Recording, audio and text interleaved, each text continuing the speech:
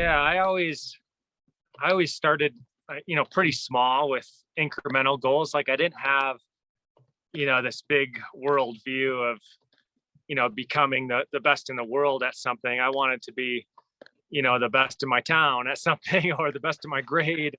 Okay, maybe I could be the best in the region and, best in the state. And like, okay, I want to take this to the next level with collegiate running. And when I got into college, my body didn't hold up as well as I had hoped. And I had a lot of injuries. I had a knee surgery in college. And I just felt that there was a lot of untapped potential with my endurance racing. And for me, I just couldn't handle those 80 plus mile run weeks when I was 18, 19 years old. And so I just took a much longer term view. And that's when I found triathlon. I dabbled with road triathlons, and then I'd moved to Vail, Colorado, and it just made sense for me to race Xterra. And that's where my passion has been for the last 20 years or so.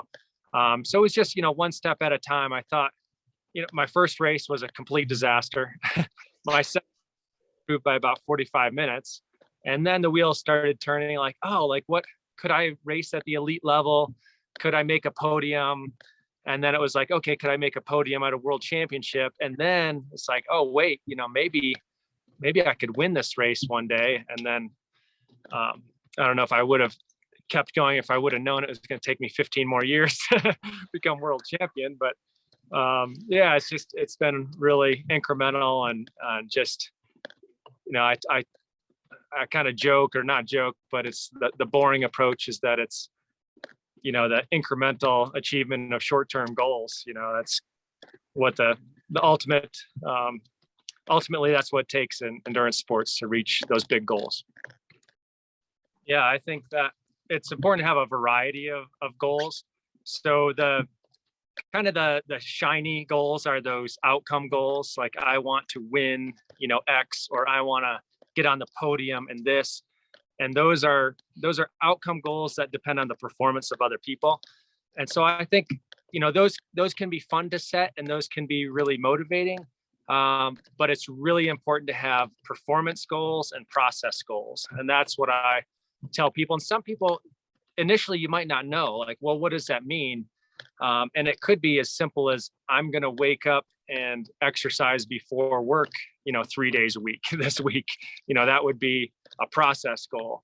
And then you get into performance goals and you don't know what you don't know, but that's what some of these metrics are. Well, let's do a 4-mile run test on a track and see what your paces are.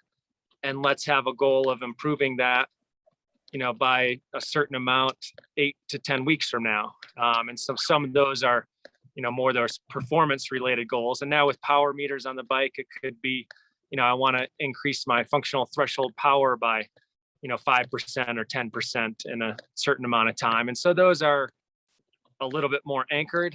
And you got to be a little bit careful with those because we don't want those to be really rigid either. We want, are going to motivate us to do the work that's going to be necessary to reach those goals. And sometimes you're going to come up a little bit short, but the bottom line is we're looking for improvement. And it's not always going to be linear. And same with your training. We're not going to go 10% more every single week for the rest of your life.